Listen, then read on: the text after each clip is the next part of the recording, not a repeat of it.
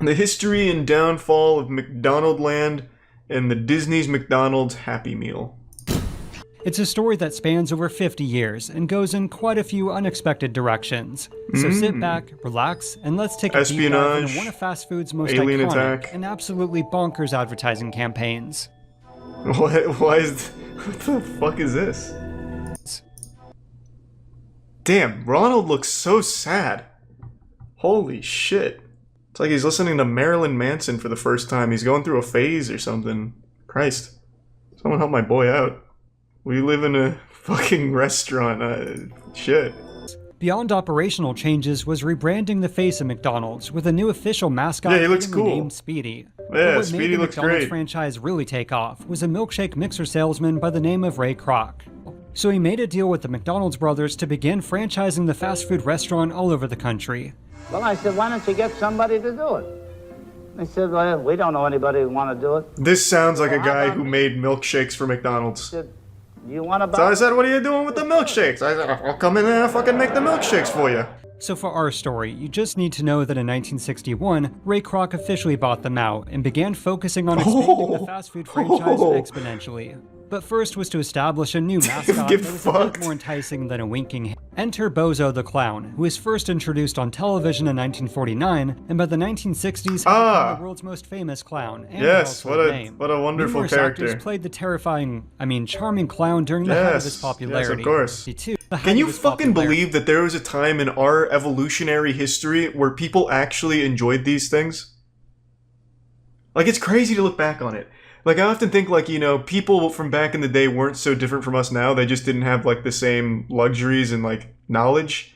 But no, people back then were fucking weird. Like, look at this shit. I'm Ronald McDonald. Give me a McDonald's shake. Pretty cool In 1963, costume. the restaurant's new mascot, Ronald McDonald, made it and boost their influence on children even further. Did anyone ever like Ronald McDonald, though? I mean, even I remember as a kid, we all fucking hated him.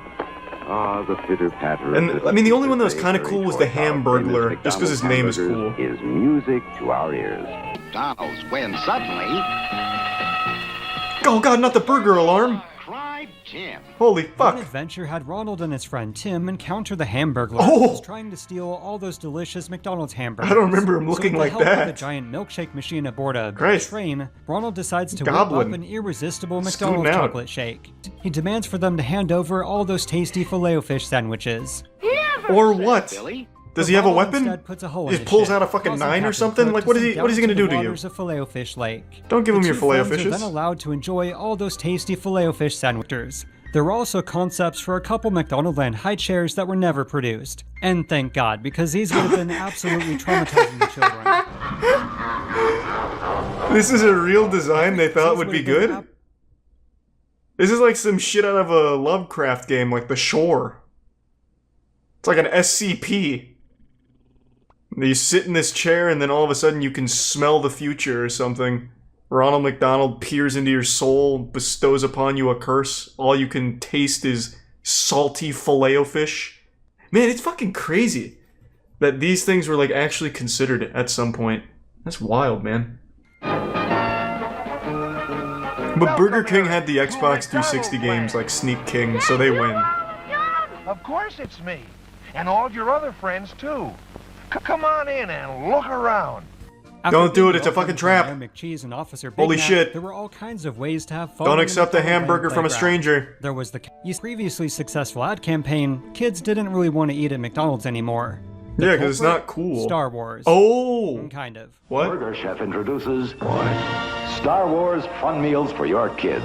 A hamburger Star Wars just fried made them in lose their Coca-Cola. appetite? Imagine. As the 1980s, which were used to advertise, as the name implies, the Happy Meal. The same year saw the arrival Birdie the Early Bird, who, as you can probably guess, advertised the new McDonald's Early Bird breakfast menu. But while the Those Happy Meal gave those McDonald's hash a browns new were purpose, banging. it was also Birdie the undergoing Erdy major Wordy alterations. or whatever You the see, fuck around her the name same was, time, she the was onto something. ramifications of the McDonald's Those hash lawsuit browns were began nutty. Seriously, there was also the matter of 1985 retired one of the most iconic characters of McDonald's, Mayor McCheese. No, God, But hey, why? At least we got the addition of the They killed adorable Mayor but also McCheese! kind of terrifying McNugget A buddies. public flogging to send him out. Some happy news about Its competitors, they also decided to get into the movie title. What was that?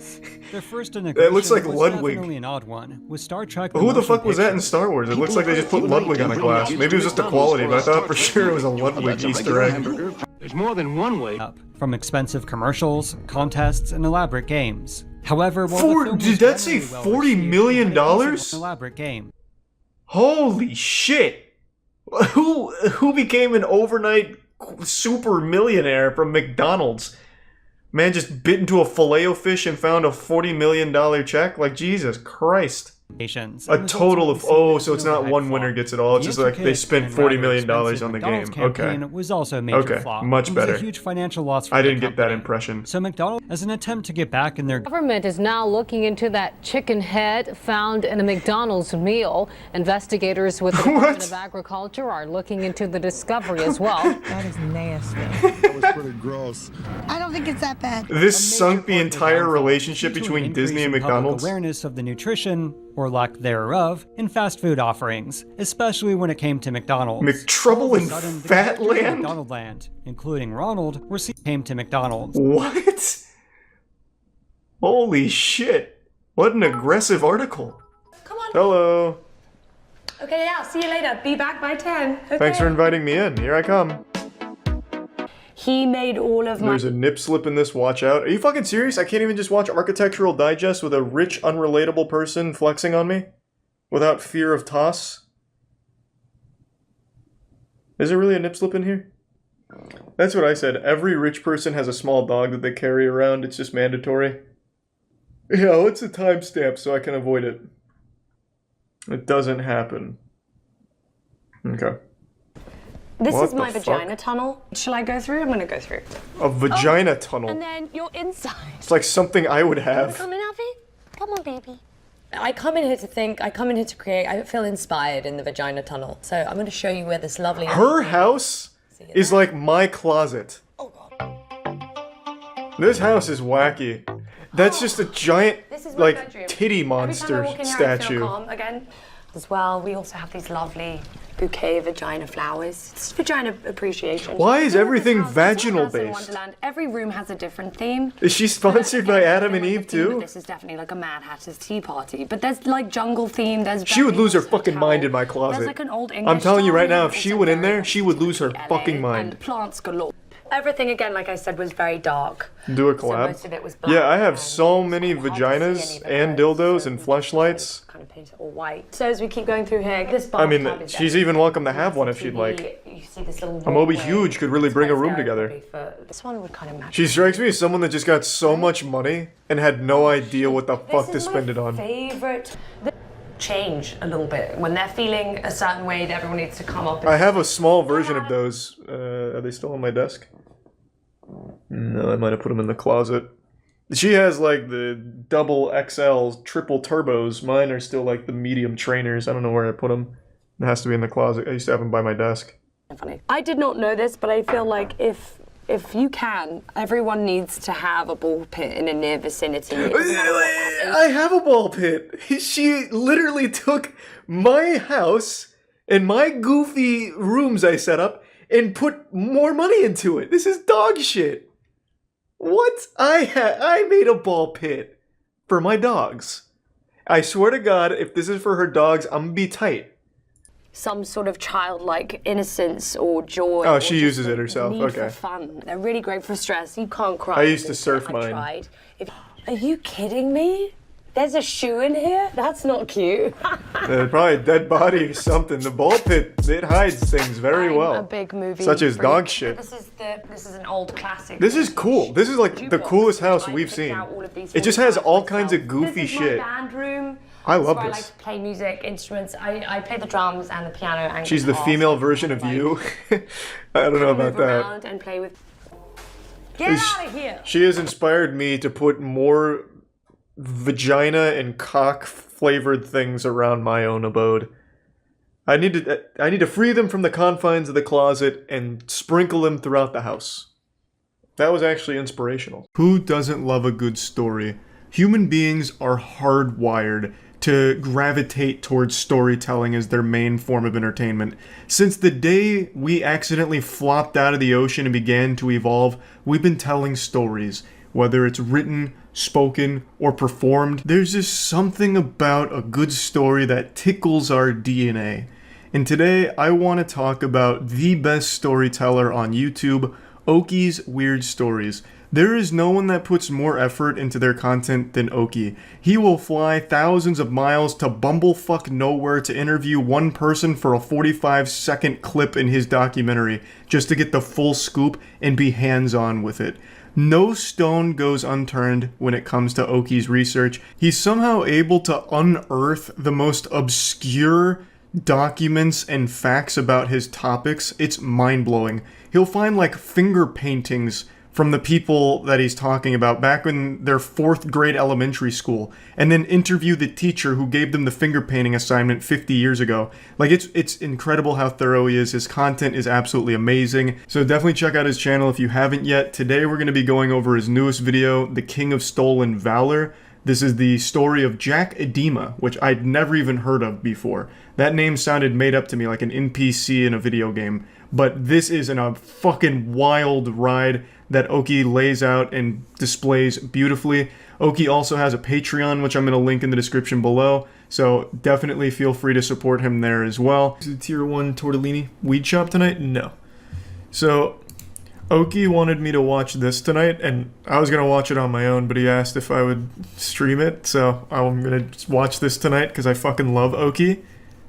And then after that, I'll probably dust off the 360 and try and set that up for some Halo 2 classic lasso runs.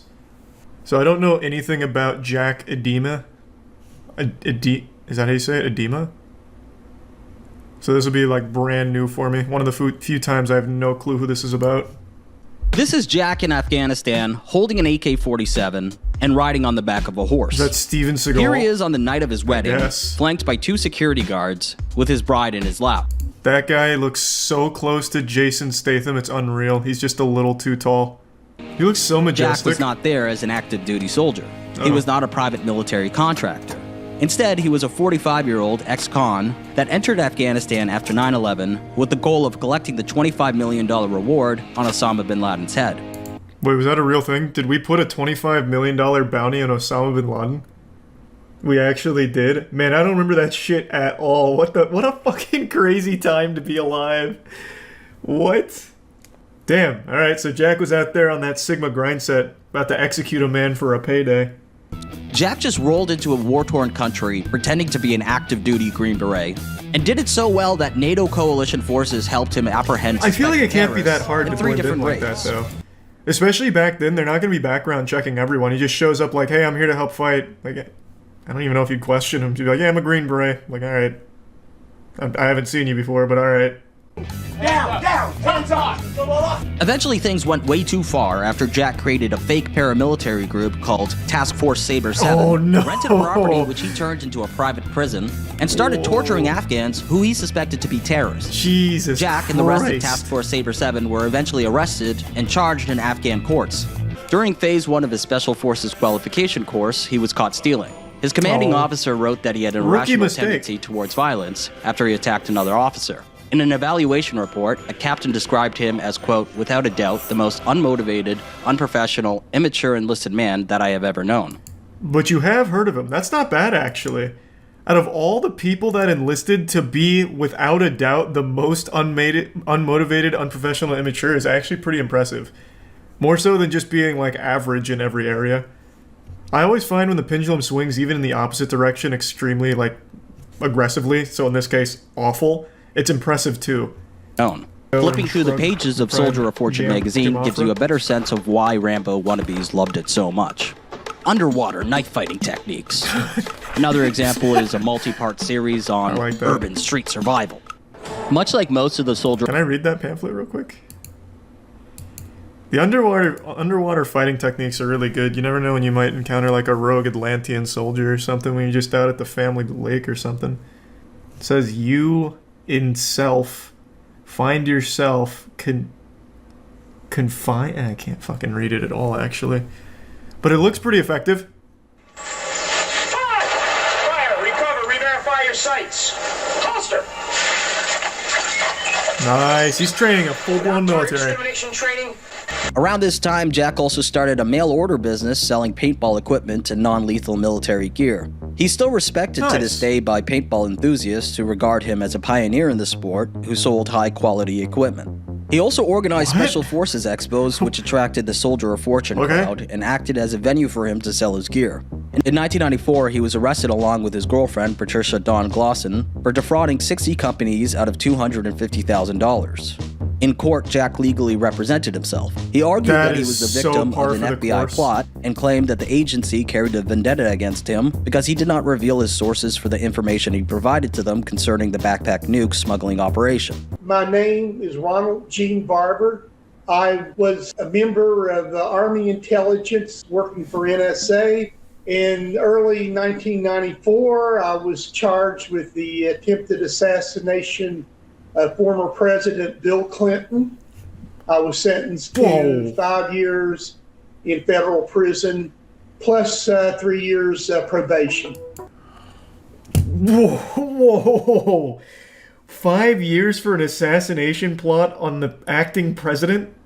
People get more time for weed. Holy shit. Bill Clinton himself was like, yeah, I'll give him 5 years. He didn't really succeed. And he worked for the NSA too.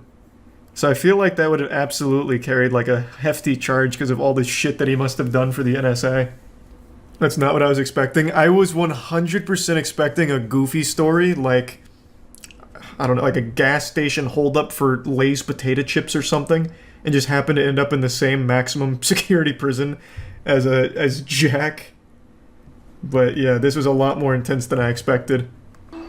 Yeah, I was going to get him when he was jogging, and then I was going to hot-foot it over to the White House, leap the fence and run in, and grab her and stomp her to death. Found guilty of making threats against the president, he was sent to a prison where he met Jack Adema. So you told me before the last time that we talked that makes more sense then. All right. Like a group of people that he... According to him, he was, quote, one of the only 24 elite super-secret Hwarang-Do warriors clandestinely trained at Fort Bragg. What is Hwarang-Do? I'm gonna have to look that martial arts discipline up. Hwarang-Do, also known as the Way of the Flowering Knights, is a comprehensive Korean martial art that was developed in the 60s. I want to look up some Hwarang-Do. Who's to say that he wasn't like an actual lethal weapon, though, of martial arts? It seems like normal street fighting to me, minus that jumping, spinning kick.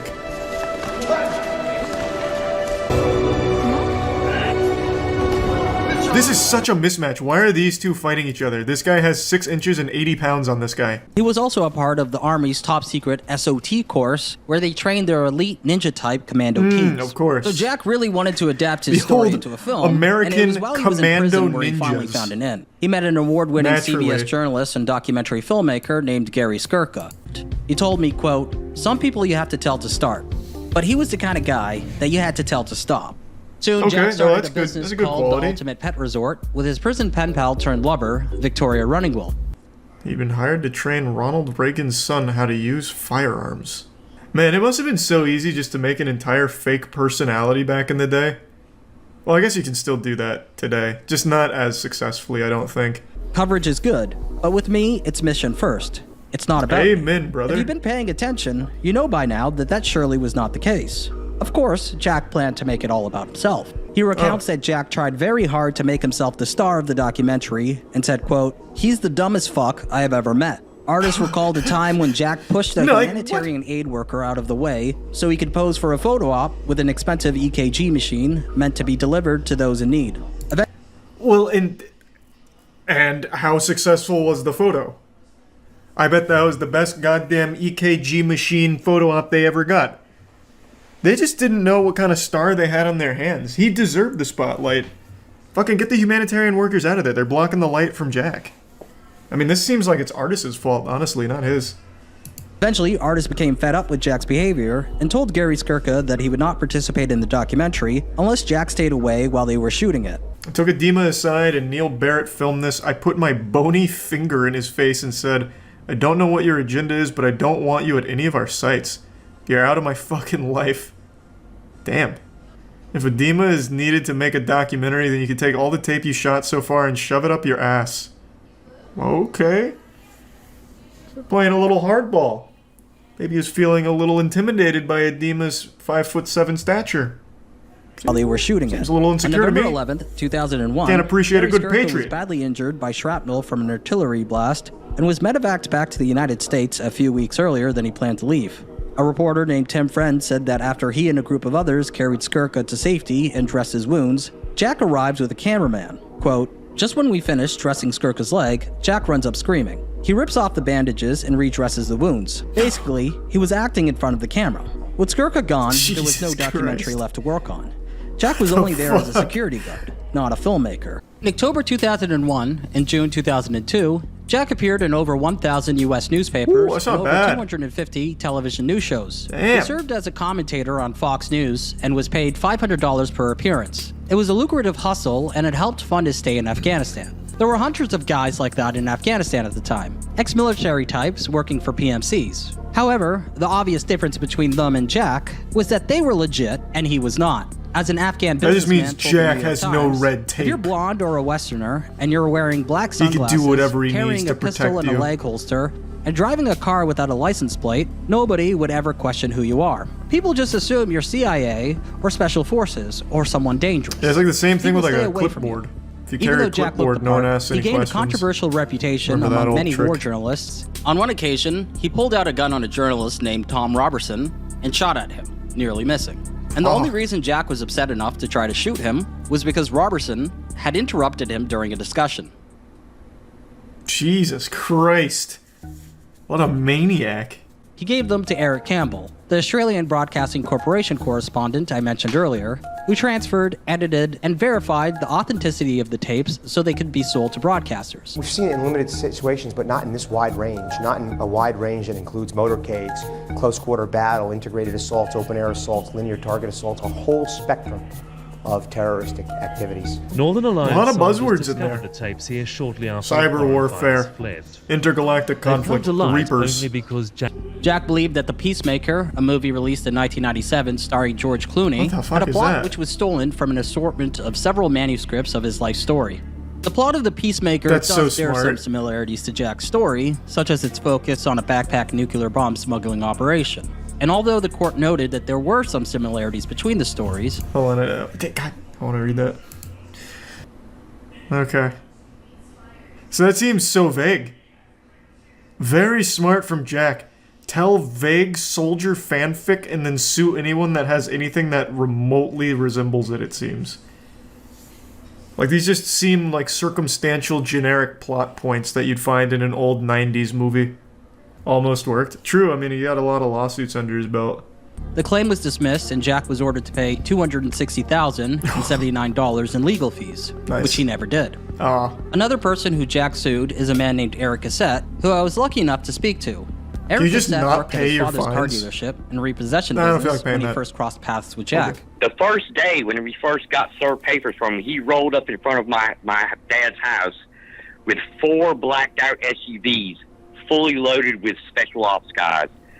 He come to my door I don't know and about knocked that. on it with a pizza box in his hand. My niece opened the door, and she was like 5 at the time. He throws the pizza box at her and says, "Now you're served," and threw his summons at us. We were served papers every day. He killed my dad. He was a criminal. He was a crook, and he was a nasty person to be up against. Careful what you say about Jack. He's an American hero. Around You this ever heard time, of Tom Jack Clancy? reconnected with his hero, Robin Yeah, Moore. that was Robin Jack. Moore wrote the book The Green Berets, which the John Wayne movie was based on. He also said that he witnessed Jack choking his girlfriend during a fight, and that Jack forged a letter using Fox News stationery in order to submit it as evidence in his lawsuit against him. That's so fucking nuts. Holy shit. Destroying his own house with a samurai sword and choking his girlfriend in front of people. Bro, what a red-blooded, God-fearing American warrior. I mean, that's what happens when you question Jack. He gets the samurai sword out. I'll tell you what, bub. Fuck with Jack and you're whack. After spending 2 years in the United States, Jack returned to Afghanistan. When Jack returned to Afghanistan in April of 2004, he then arrested the suspected terrorist, Saki, blackbagged him, and stuck him in the back of a car to be taken to Task Force Sabre 7's headquarters, the Honeycomb Hideout. Shit! Now I'm really mad. That sounded just like Billy Mays. I haven't broken a mirror in 7 years. Now I just broke another one. Jesus Christ. After days of interrogation, Saki gave Jack the name of a 30-year-old taxi driver named Sarajan and said that he was in charge of a plan to assassinate top Afghan officials. Sarajan makes the decision on who to bomb. When the Saber is not there, Shajan is at the charge. Can Shajan make? Can I get a ketchup? Hours later, Jack and Task Force Sabre 7 G.I. raided Joe. Sarajan's house. Yep. There you go. That's Jack. It's like he saw a couple action movies and just based the entire way he moves and operates off of the characters in the movies. Just look at that wide stance. Looking like the Counter-Strike 1.6 cover. Fucking cruising, Jack. What a lethal weapon. What's this hiding in your eyes? God damn it. I also just love the fact that he 360s, so he just turns around and looks through the exact same door he just came in through. As if all of a sudden he's been flanked by the boogeyman. Man, and people actually took him seriously too, which is wild. What's this hiding in your rice bag for? What's that hiding in your rice bag for? You a whole bunch of shit. Magazines too. Inside Sarajan's house, they found some traces of explosives and a detonator hidden inside of a rice bag. Jack repeatedly asked his prisoners who their targets were. The two names that are brought up are the former Afghan Minister of Education, Yunus Konini, and Afghan Defense Minister, General Mohammad Fahim. In footage recorded by Jack's cameraman, Ed Caraballo, the former Afghan Minister of Education thanks Jack for thwarting the attempt on his life. And I'm thankful for what you have done, especially in this kind of operations. And he actually did it, what the fuck? Face such kind of, So here's my, I don't know if this is accurate, we're not even halfway through the video. I'm imagining all of that was planted, not legitimate, would be my guess. I don't think he actually successfully did anything even remotely helpful. I am imagining he planted all of that, like, and set people up. That's my guess. I don't know. Maybe he legitimately did help somehow. But given this guy's entire history of never doing anything right and being the biggest scumbag possible, lying and faking everything in his entire fucking life, it would be shocking to me if for the first time in his... how old is he right now? I think he's in his 30s. In his 30-something years, he actually legitimately did something right. I would be shocked. So my guess is it's faked. He planted all the evidence, which I imagine we might get to later down in the video. But I could be wrong. He could have actually helped as well. There's no telling for sure. On July 5th, 2004, the Honeycomb Hideout was raided by Afghan police forces who arrested every member of Task Force Sabre 7. Oh, they were man, arrested Jack. after Jack called Kabul police chief, Baba John, to turn over the prisoners. After the raid, the police found 8 Afghan men, some hanging by their feet, bound and hooded in Task Force Sabre 7's HQ. They also found torture equipment, bloody clothing, handcuffs, and blindfolds. The prisoners said that they were tortured and forced to confess to crimes that they had not committed. After Afghan police arrested the members of Task Force Sabre 7, they were taken to a jail run by Afghanistan's Intelligence and Security Service, the NDS. None of you tell the truth. You all fucking lie. So, what's your message? Don't be that way, Jack.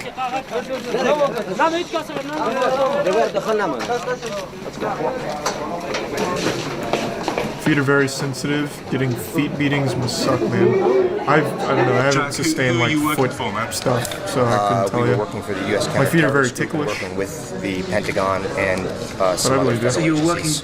working with U.S. knowledge, with U.S. government knowledge. We were in touch with the Pentagon sometimes 5 times a day at the highest level, every day. They've denied that. They've denied you completely. Well, we're prepared to show emails and correspondence and tape-recorded conversations that show that's not true. Jack also claimed that the FBI had confiscated hundreds of documents, videotapes, and files, which he could have used as exculpatory evidence. And surprisingly, this was true. The FBI, which, from what I understand, shouldn't have any jurisdiction in Afghanistan, seized all of Jack's materials and held on to them for 21 days.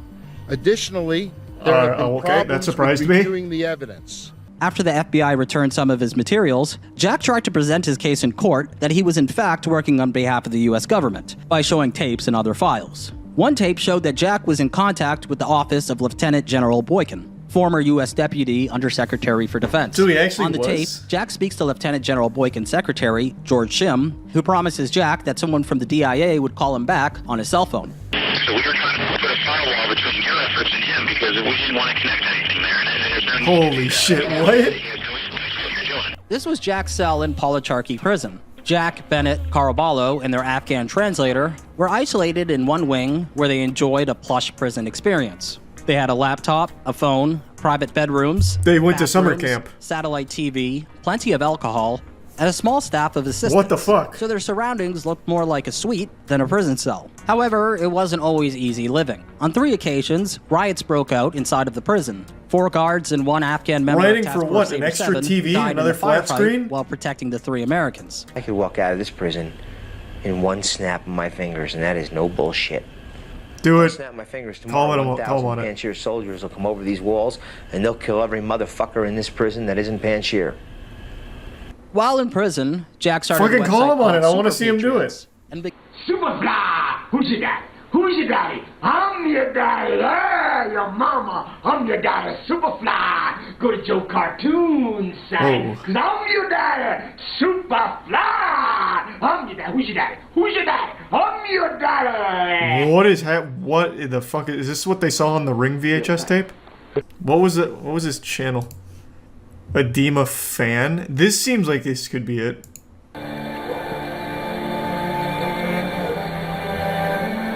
Jack Edema and his infamous Japanese sword practice an ancient art.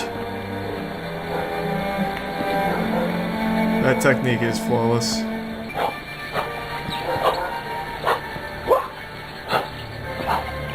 In 20 FPS? No, it's actually a 60 FPS video, but he slowed the footage down so you can actually see his moves. His Bushido is legendary. Like a ballerina is right. That footwork. Again, all I could see was him. A bad dye job. He was sweating, and I could see little beads of hair dye. And I thought, oh my goodness, yikes. You know, he's got like hair dye, sweat, and he's shorter than I thought. And on the phone, he would always laugh and joke when he was calling me from Policharki about how people would make fun of him because they said he was so short and he never was short. And I thought, he is short. He's really short. So anyway, so I was all excited to see him, and I just looked at him, not and easy he being just our height, started I'll being tell you Jack. what. He started being loud, obnoxious, showing off, and I see him climbing up the building, and I'm like, whoa, what's he doing? And he didn't stop. He just kept climbing up the building. Then he did an Assassin's like Creed Spider-Man. dive off you know, the and I looked rooftop. at the people around me now are looking, and Little bale of hay. I just met him. So they're like, is that your boyfriend or your husband or whatever? And I'm like, yeah. And they're like, what's he doing? I'm like, he forgot the keys. He's getting them. And somebody said, go down. Nope. He had to come down the same way he went up. Oh, and now Jesus I'm totally Christ. freaking out. I'm embarrassed. I'm humiliated. And he's like, everybody thinks this is cool. And I'm like, oh, this guy's fucked up. Soon, Jack rented a condo in Mexico, but in time he was evicted from it after he was arrested for... Honestly, sounds like me in my freshman year of college. Like, doing the stupidest shit in the world because I convinced myself in my head that everyone else thinks it's cool, even though it's the lamest thing imaginable. Like wearing my favorite Xbox game disc on a chain around my neck. Poor Jack just never had anyone to tell him that.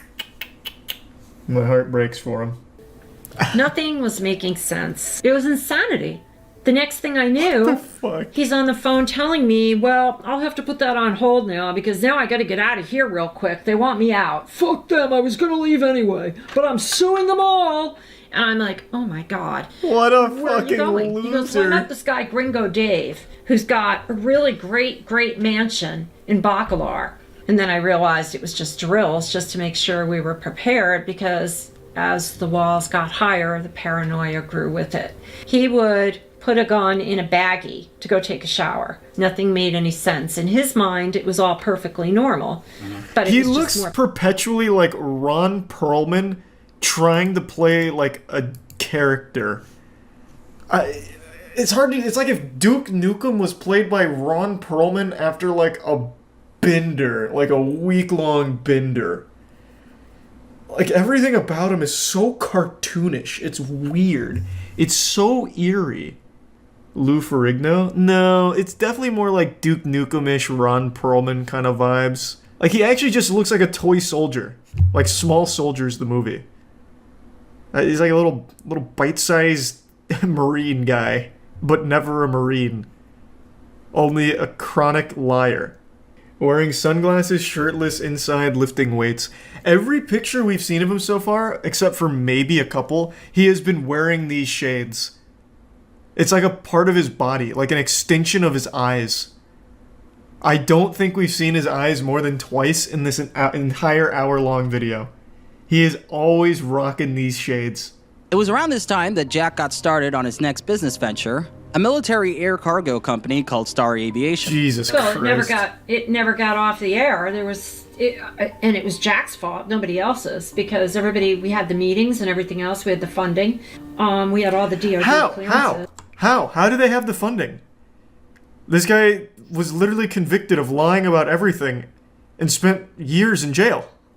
How would he secure funding? How does that happen? What the fuck? How? I don't get it. He purchased a pontoon boat and started a company called Blue Lagoon Boat Tours, and he made a website for the business called oceans11mexico.com. The boat tours, it had to be based on Jack Sparrow. And, that's cool, though. He had to act like, and he would actually stand in front of the mirror and act like that. Did I get it yet? Am I acting like him? Am I doing it right? Jack flew a pirate flag over his compound. She's mocking him, but that honestly just sounds cute. That's because it sounded like a cool pirate name to him. The building over to Jack, and John didn't want to do that to Jack. He didn't want to give Jack the building. He still wanted it in his name. Jack wanted to inherit a company called Isabeau Dakota. Isabeau Dakota functioned as a shell company to conceal Jack's assets from creditors. Flush with the money he inherited from his father's estate, he started using large amounts of anything he could get his hands on, such as cocaine, heroin, and booze. His dealings with the bizarre demographics of people that were coming in and out made it not happy. And that was also when his drinking and his drug use was in... In time, Jack lost interest in being intimate with Penny. He instead preferred to keep company with a young college student named Fernando and a transgender sex worker named Nancy. He started hosting all-night orgies at his compound, which he advertised on gay hookup sites. Orgies? How did you feel like when you actually realized that Jack was gay? I guess it bothered me when I saw him making out with a man and he wasn't making out with me like that. Penny left Mexico with the intention of never seeing Jack again. But then the exact same day that she landed in Connecticut, Jack got into a life-threatening car accident. In the hospital, Jack called Penny's phone and said this. What on? Hello? Hello? Jack there? Huh? Jack? Jack, okay. Take the fucking board out. Listen to me. Can you hear me? Yeah, I can hear you. I leave everything to Penny. And you to manage it with her. Be good friends. I don't know about Nina. She was okay, but I think she's in the hospital too. I have concussion. I have a fractured skull in the... Jesus Christ. You put me in here in Sarge. Okay? Okay. That's all he has to say? Where are you? I'm in the hospital in Kimball. I'm trying to get them to move me to a private hospital before I die because I have internal bleeding and they won't even look at it. Okay, should I call the embassy and try to get the embassy involved? No. Wow. I'll take you to the private hospital, dude. Jack called Dr. Phil. When I was on my It did way sound back like Dr. Phil. to America, on his way back to Bacalar, he had that accident, and everything changed from that point on. A few days later, Penny returned to Mexico to take care of Jack and to help him rehabilitate. Jack started to abuse the pain medication he was prescribed to, as well as illegal drugs and alcohol. I was getting sicker, and he decided that I should go be tested for HIV. To my surprise, he wanted to get the same test. I thought that was odd. I thought all this was odd. We got tested, and the results came back, and they were positive for HIV. Oh my God, what the fuck? And I wanted to make sure what I was hearing was proper because I didn't think it was right. But Dr. Dennis said that Jack was going to get worse, but I could go home and I could get better. And Jack freaked out. Jack just went ballistic. He took the phone, he broke it, and I honestly thought I was going to die. That was all I thought. I went home, I got to get away. I was quiet. I told just a select few people that I had this. Then I called up Jack and told him how sick I was, and I just collapsed. Jack wanted me down there immediately. He also didn't want me, and he kept saying, I hope you're not telling anybody, I hope you're not telling anybody, and I needed help. I couldn't tell him that because I wasn't allowed to say anything, but I needed help. I was scared. Nina is the dog that was rescued from Afghanistan that came to me, and Tinka was our Mexican kitty. So in July, I made plans to go back. I walked into the house and it was different. Everything was different. It wasn't clean like it used to be. There was dead flies everywhere. The door was broken. And he just looked at me and he was happy to see me, but his eyes were just black. He looked like he had been up for days. He reeked of alcohol, cigarettes. Natalie, the maid, she was telling me other people were coming too. So everything was there and they were getting worse and everybody was still coming in.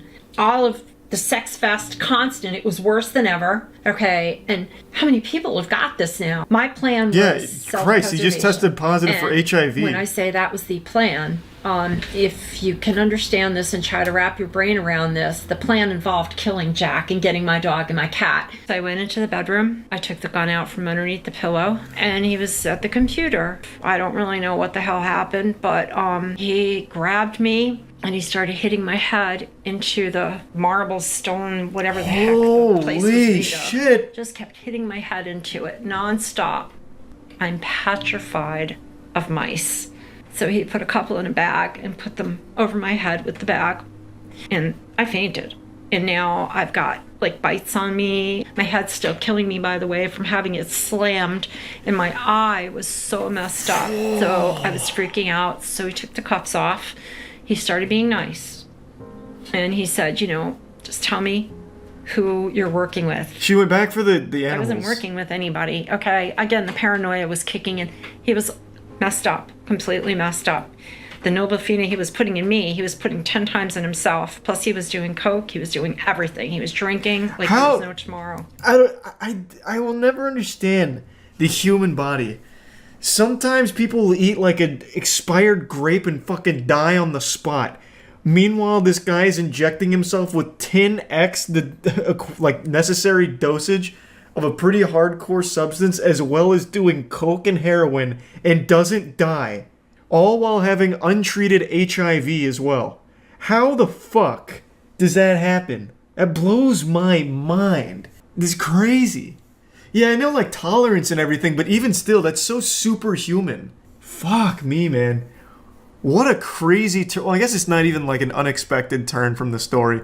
Jack's entire life has just been an absolute tragedy of his own making. Just an absolute fucking disaster. Like an actual biologically bred loser in every category. Just an actual piece of shit from top to bottom.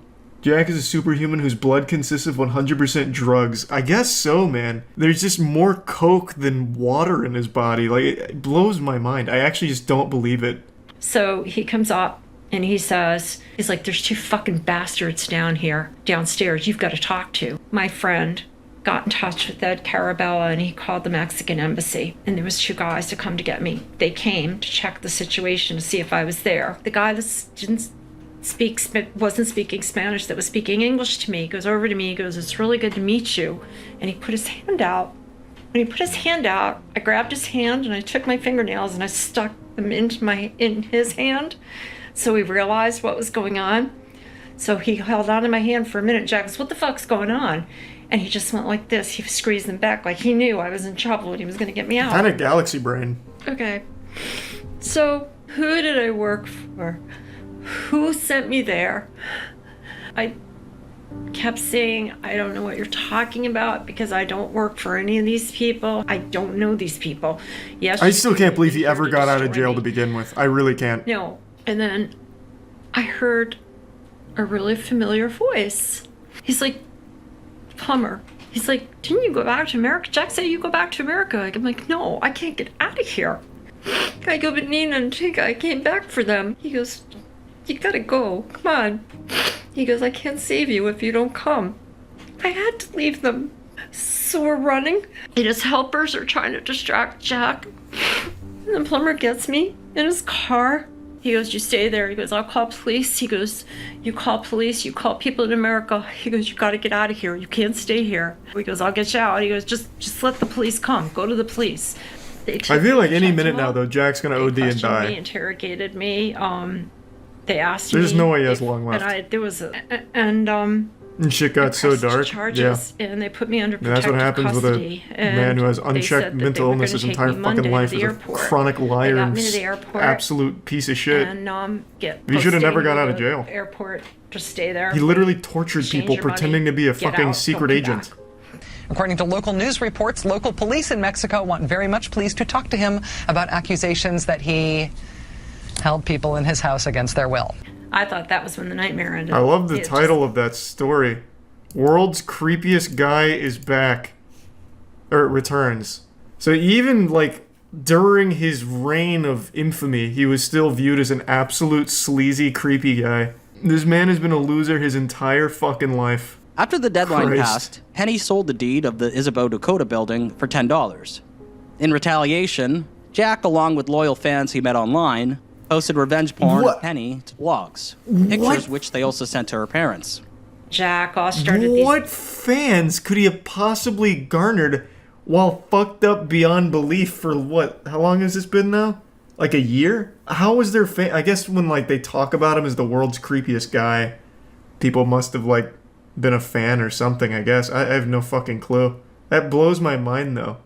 Unless it was people like ironically pretending to like Jack. Alarming amount of psychopaths like this guy. Yeah, but they're not watching World's Creepiest Guy segments on Fox News. Or whatever that was. Yeah, I know that. The true crime weirdos. I know that, but like he's not even a serial killer. He's just a serial liar who pretended to be a G.I. Joe, Navy SEAL, super specialist, spec ops, whatever. Like he didn't even do anything besides like pretend to be those things and then torture people in Afghanistan. January of 2012, we talked, and I knew what was coming. We talked on Skype for the last time, and I said, "You know what's going to happen." He knew what was going to happen, and probably the last time anyone used Skype. He said he was sorry. He hopes I could forgive him, and I said, "Yeah, but I really can't. I don't know, whatever." And I said, "I'll see you on the other side." And I said, "I'll call you Friday night." And he said, "Well, that may not happen." And I did try to call, but the phone just kept ringing. And he was dead the next day. How did you feel? Relieved. Yeah, it sounds like good over. news. Sad, relieved, and also, as a result of what he did to me, not only the eye problem, but because of that, I also am now on seizure medicine. And I'm also on a blood thinner because I had a blood clot go into my brain because of the eyes and the seizures. It's hard with all this bad and what was left. What he left me with and what I remember are two different things. Christ. Thank you. Well, I'll remember Jack as an absolute massive piece of shit. Oh, God, that was hard. Okay, his entire life, he lived a lie of fanfic of a G.I. Joe super soldier. Damn, Oki went so deep into this. That whole Penny interview is wild. He did such a great job of conducting that interview. What an incredible story Oki told here. He flew to meet her for it? Yeah, I know, I heard. No, Oki only makes masterpieces, man. Oki will spend 6 months on a video and drop one of the hottest bangers of all time. Oki's also the one behind the secret space program.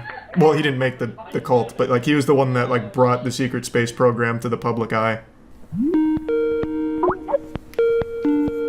Hey, Penny. Hi. So you saw the documentary. What did you think?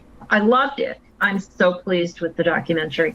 Always suing somebody, even when he was incarcerated, he was suing. But Alright, unless... Penny, let's be real here. He was never, like, incarcerated. That prison he went to was literally like band camp.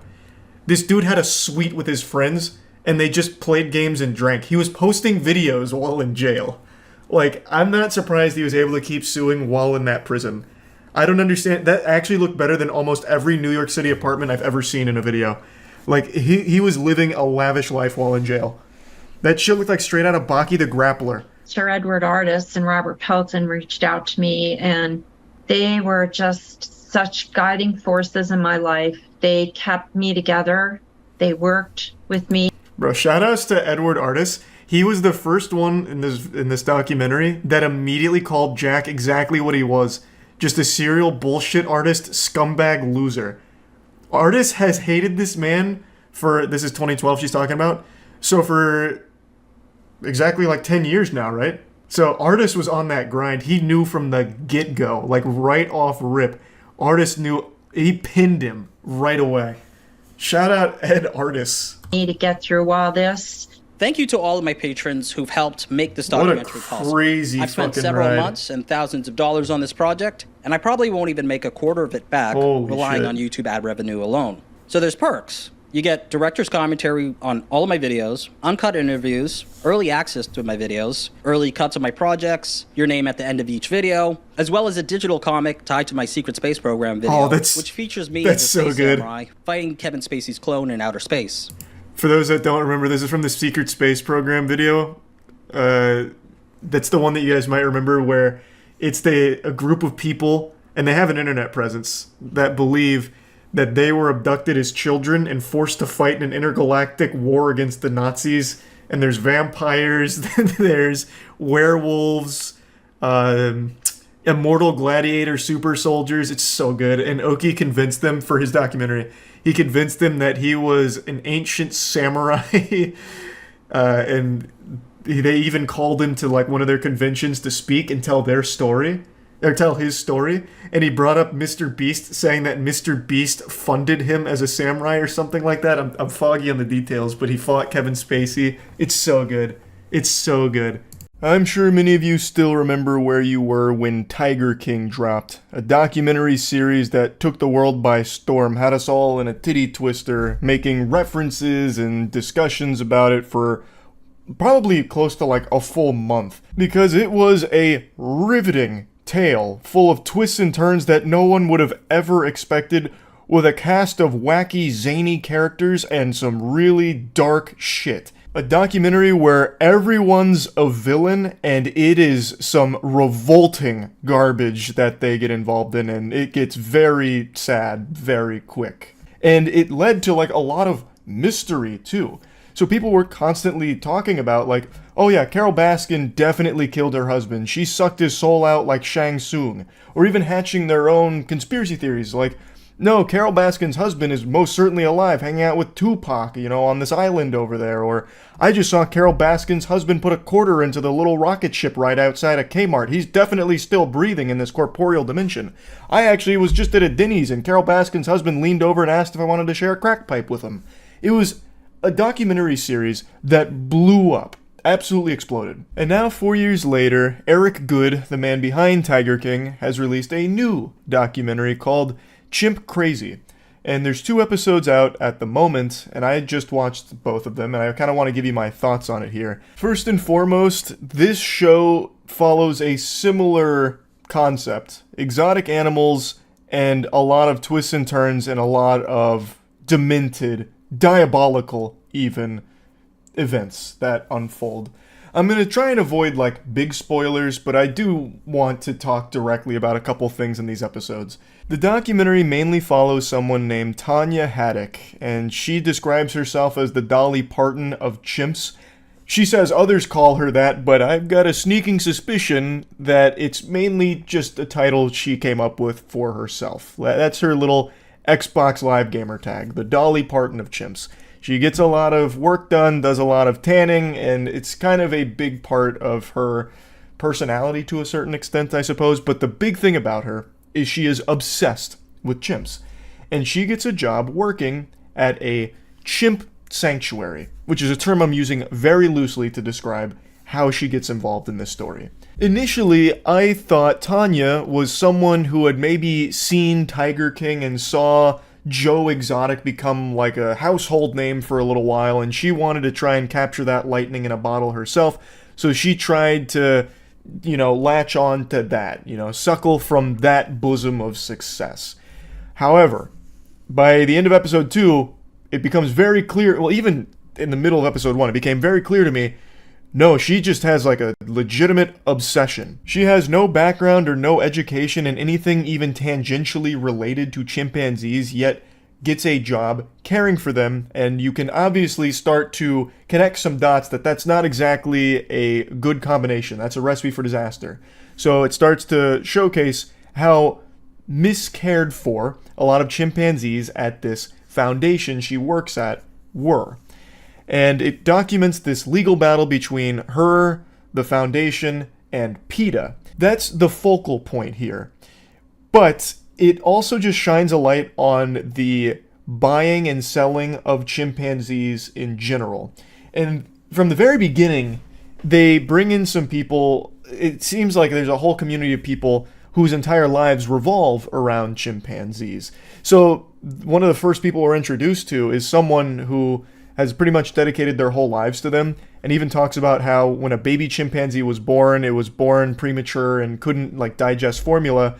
So what she ended up doing was breastfeeding the chimpanzee, actually breastfeeding it. The husband then goes on and he goes, "Yep, so I walked in on Pam holding our baby, a human baby, in one hand on one boobie, and then the chimpanzee on the other." She was literally akimbo breastfeeding one human and one chimpanzee, apparently.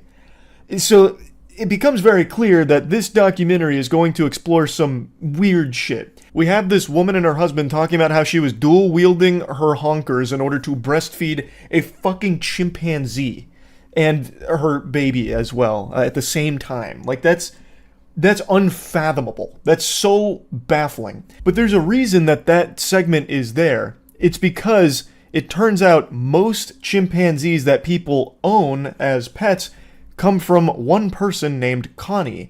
And Connie owned this foundation for chimpanzees that she was breeding and selling to people for pets for $40,000 to $65,000 a pop.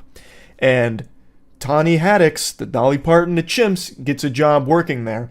And then she kind of becomes the general on the front lines fighting a legal battle against PETA when they started to set their sights on that organization for how poorly cared for the chimpanzees were. And from everything I see in the documentary, it seems like they were right on the money with that.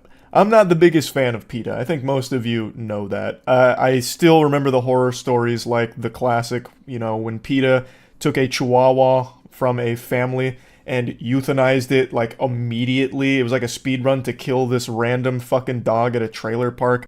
That one I still think about from time to time about how traumatizing that would be if that happened to one of my animals. As well as a handful of other things, but I'm not here to just talk about PETA. I just wanted to mention that I do think in this legal battle, they were in the right, because Tanya Haddix is an unhinged loose cannon. And it led to a crazy set of circumstances that followed. And it touches on a couple notable cases of chimpanzees as pets. Obviously, the most infamous is Travis the chimp, which I'm pretty confident most of you have at least heard of. Travis the chimp was a chimpanzee that was under the care of its owner. And for many years, no problem, it was actually like a celebrity in their area for the longest time. People taking pictures, Travis traveling around to meet people. Everyone loved Travis.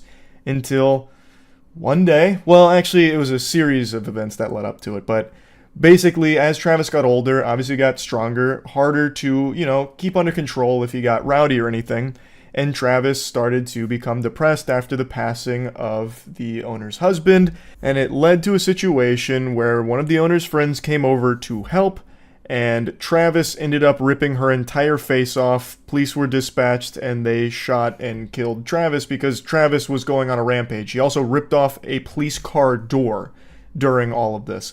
And the woman managed to survive, luckily, but her life has never been the same since. She survived the attack, but it was brutal. And the documentary puts this in here to highlight how dangerous it can be to own exotic animals. I've always said that the only people that could ever reasonably have an exotic animal that makes sense are professional animal handlers for that specific animal that they have. I don't think exotic animals should be owned by just Joe Schmoes and fucking random goobers that just say, hey, I like chimps, I'm going to buy one from this lady in Missouri. That is a disaster waiting to happen, and of course it's terrible for the animals. In the documentary, it looks like these chimps are part of a puppy mill. That's what they were comparing it to, and it's pretty accurate from the conditions that they seem to have been living in and everything that was reported and shown. It's not acceptable at all. And the story that gets told here is one that, again, I don't think anyone could predict. Much like how Tiger King unfolded, I feel like most people probably wouldn't expect the directions this goes. I'll just give you a little sizzler reel here of information. I can't actually show you any clips, obviously. But there is a fake death plot. I'll put that on your plate. And it's not the kind of fake death that I think anyone's expecting with me saying that. I'm trying not to get into spoiler territory, but it goes fucking Insano style. It's not quite to the level as Tiger King, but we're only 2 episodes deep, so maybe it gets even wilder. But it is still just riveting. Like, I can't think of another word for it. It's sad, it's dark, it's gloomy, but you can't help but just get invested in the ridiculousness of what keeps unfolding. There's so many moments in these first 2 episodes that really felt straight out of a Tim and Eric sketch. It's crazy that this is reality. Like, heavens to Betsy, a core component of how this case got to where it was pure happenstance that a psychic reached out during the legal battle to drop a bombshell of information about Tanya. Like, and another crucial component to this was like some really weird information about a cremation where they said that they cooked a body at 160 degrees, and all that was left was a pile of ashes that just happened to look like chocolate cake mix. It's just this powder of like chocolate cake mix. And also 160 degrees. Florida almost gets that hot sometimes just going outside. And you don't see people just fucking being deatomized when they open their front door, just melting, being vaporized, turned into a pile of ash. Like, it's so wacky in the weirdest way. And when I was watching it, from the very beginning, it's very odd. So the director, the man behind it, Eric Good, the guy behind Tiger King as well, he was talking about how his reputation from Tiger King has made it like impossible for him to pursue some stories like this because people are apprehensive about it because it painted all the people in Tiger King in such a negative light, so they don't really want to do anything with them. So what he did is he hired a proxy director to kind of fool them into getting into their good graces and being able to do this documentary. And immediately I was like, can you do that? Like, are you even allowed to do that? Like, it almost felt like he was admitting to a crime. And then he also set up like some secret cameras during like a police, I can't say raid because it's not like a raid, but like this police excursion to the chimpanzee facility. He set up secret cameras to like film all of it and get all of these different angles and information. He even filmed like court hearings, and I don't know if that was like okayed beforehand. Like, there's many times I was watching this and I was like, is he even allowed to put this out there? Like, is this even legal with what he's produced? It's so interesting. And Tanya is just like, she's not as, over the top as Joe Exotic. She's like a diet Joe Exotic, but she's like really creepy in a lot of different ways, saying things about her obsession with chimpanzees, like you can transform them into being you, or you can like mold them into being you. It was something to that effect. And then talking about how she loves chimpanzees more than her own children, and she would do anything to protect them, including giving her life. All kinds of statements and all kinds of things that she does, and you're like, whoa, ooh, oh. Like, it is, like, at many points in this documentary, very disturbing. But yeah, I just wanted to kind of talk about the first 2 episodes here a little bit, and that's about it. So yeah. A new documentary just dropped on Vince McMahon. It's called Mr. McMahon. And even before it came out, like a day before it came out, Vince posted a statement on Twitter addressing it. His statement basically says he doesn't have any regrets, which is what everyone with regrets says. You stinkify your ass and then pretend it doesn't bother you and it was actually just part of your master plan. He goes on to say that he thought he was going to be participating in an objective story about his life, but it turns out it was all a misrepresentation, misleading, using editing tricks and out-of-context footage, smoke and mirrors to distort viewer perception. It's all a bunch of hooey. They trapped you in a genjutsu to make you not like Vince McMahon. When I heard he made this statement, immediately trying to, like, cushion the blow of how bad this documentary must make him look, I went into this expecting a very scathing deep dive into a lot of the deplorable shit Vince McMahon is guilty of doing. There's a lot of allegation, there's a lot of accusations around Vince McMahon, but there's a lot of factual, irrefutable proof behind some terrible, horrible shit he is guilty of. And I thought this documentary was going to be getting into the weeds of all of it. Especially because not only did Vince McMahon put out that statement, he apparently even tried to purchase the documentary so it would never see the light of day. So he was like actively trying to bury it, according to some sources. So I was like, holy shit, this must blow the lid wide open here. I really thought this documentary was gonna fucking stone cold stunner Vince and finally show to the whole world just what a massive piece of shit he is. He has done so much illegal, deplorable, unforgivable trash throughout his career that it is shocking he is not behind bars. And I thought this documentary was going to aim to tell that side of Vince McMahon, to highlight all of those things. Go over the rape allegations, go over all of the sexual harassment, the sexual abuse, all kinds of horrible things Vince McMahon has been accused of over the years. I thought this was the documentary that was going to be dropping bombs and going really in depth on all of it with new information. But it doesn't. It's not that kind of documentary. It mentions them, it talks about them briefly, and lets Vince have his statement on his perspective with all of the lawsuits that he's been engaged with over the decades. I really thought this documentary was focusing on that element. Like, that's the impression that I got from all of it, but that's not at all what it is. This docuseries is mainly telling the story of the rise of the WWF and how it became the juggernaut that it is today with the WWE. It talks about Vince and being a ruthless businessman and everything he did to not only grow wrestling, but grow the WWF into what it is now. It's like a journey through wrestling, through the years, with Vince McMahon at the helm leading the charge and everything he battled and overcame in order to grow the company. And it sprinkles in a lot of the awful shit like sexual abuse, like rape, in a couple of instances through some episodes, but it's never the focus. And I really thought it would be.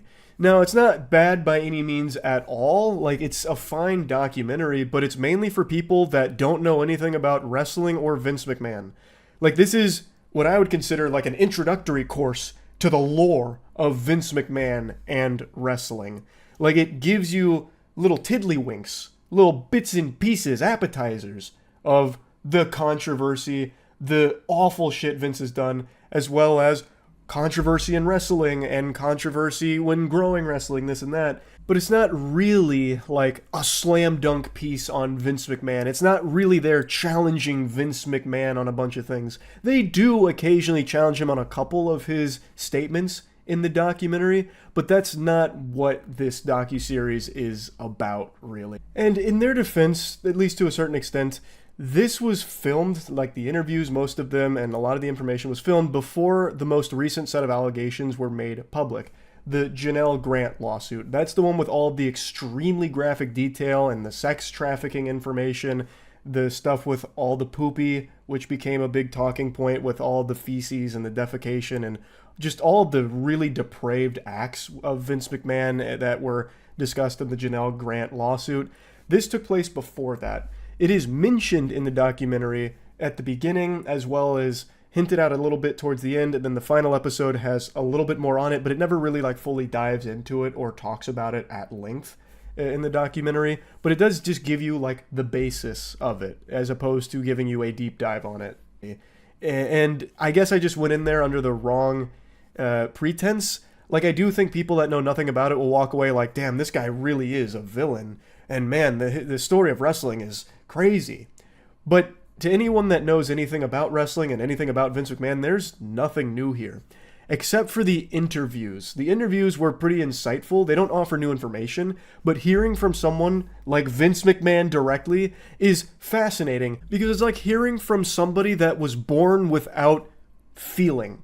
Like, this is a guy with no remorse and no ability, I believe, to even feel an emotion other than ambition and greed. Like, that is everything, every fiber in his fucking DNA, and nothing else. No love, no sympathy. He is like the devil. One of the best examples of this is when the documentary brings up the alleged rape of Rita Chatterton. Rita Chatterton was a female referee in the WWF that accused Vince McMahon of raping her, and it led to a lawsuit. And the interviewer during the documentary brings this up to Vince McMahon to get his perspective. He claims it was consensual. And then I wrote this next part down verbatim, because this shit was stunning. Like, this shit, a lightning bolt could have hit me and it wouldn't have been as shocking as what Vince McMahon said next. After claiming it was consensual, he said, "Had it been rape, the statute of limitations had worn off." I'll read that one more time for a little double take, a replay on the Jumbotron. Had it been rape, the statute of limitations had worn off. Yeah, that sounds like something an innocent man would say. Yeah, certainly a not guilty person would say something like that, right? When I tell you I was so surprised I almost squeaked out a fart from my butt cheeks, I'm not lying. I couldn't believe I just heard him say that. Oh, no, it was consensual. Had it been rape, the statute of limitations had worn off anyway. Oh, yeah, shit out of luck, pal. Yeah, sorry about that. No, rape's bad, though. It wasn't that. But, I mean, if it was, not much you can do about it. I went back and rewatched it just to make sure that I got the verbiage correct. It turns out I was a little off. What he said was, it was consensual, and actually, had it been rape, the statute of limitations had ran out. It's all kinds of crap like that people are digging up to try and have on you. Or what was it? To try and find something on you, I think is what it was. Like, that's the whole statement. That's the context. It's not like it's an out of context statement. And what preceded it was, he was talking about how, like, he's been accused of so many things like rape that, you know, he doesn't even, like, really pay it much of a mind anymore. So he just talks about this so nonchalantly. So even though the information there isn't new, that allegation of Vince McMahon raping Rita has been around for a long time. It is a new lens on it because now Vince weighs in, and wow, he expertly weighs in on it. Man, what a guy. But yeah, overall, there's no new info per se in it, but it is definitely interesting to hear the interviews and perspectives of, you know, some of the best wrestlers of all time, and Vince McMahon himself directly talking about some of this shit. There's also a lot of, like, moments in the documentary where Vince McMahon says something, and then the documentary will show you the exact opposite to highlight how Vince McMahon just can't stop fucking lying most of the time. Like, you can't trust anything that comes out of his mouth, like, at all. So Vince McMahon will blatantly lie about something, and the documentary then played, like, a clip that immediately contradicts what he said, which I appreciate, and that does, like, critique him and criticize him, challenge him to a certain extent. I just thought that was going to be most of the content of the documentary, and it's not. That's just a component of it. The bulk of the documentary is, again, on the rise of the WWF and the ascension into this multi-billion-dollar company and all the controversies that led to it and all the business decisions that led to it and all the people involved, not just Vince. So I do want to reiterate that it's not a bad documentary, but it's one I went into with the wrong perception of what I was going to be watching. Anyway though, just kind of wanted to talk about that. Vince McMahon is a huge piece of shit. I do recommend at least watching this to get the basics on some of the horrible shit, not even the full story on all of his crimes and awful, horrible, unforgivable shit that he's done over the years, but it's at least a good Cliff Notes version of it. So yeah, that's really about it. See ya.